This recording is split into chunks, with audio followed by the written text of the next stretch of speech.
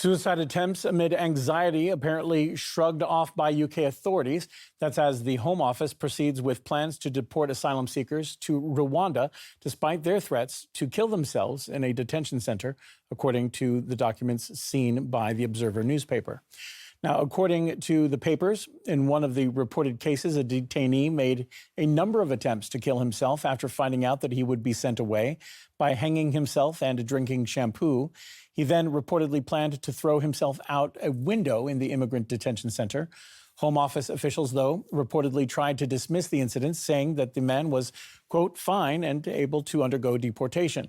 That assessment has sparked outrage among human rights activists.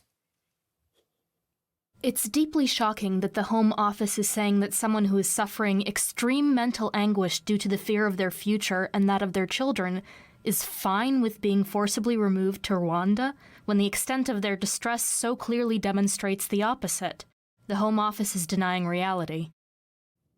The UK signed the asylum partnership agreement with Rwanda earlier this year, promising to pay £120 million to the East African country to accept, quote, irregular migrants. Now, the scheme by the ruling Tory party was meant to curb the rising influx of migrants into the UK while showing support for developing Rwanda's refugee programs, requiring migrants to stay in that country for 5 years. But the planned deportation flights have so far been postponed.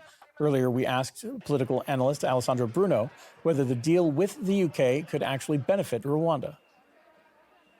Rwanda does not need this kind of business. And frankly, the government of Rwanda has had far more intelligent and sustainable schemes. By sustainable, I mean long-lasting and enduring and practical. So I think it's just a cheap excuse for a very strange policy, which in some ways reflects other strange policies by the Boris Johnson government. The question is, will it survive the government situation in Great Britain? Because this policy isn't cheap.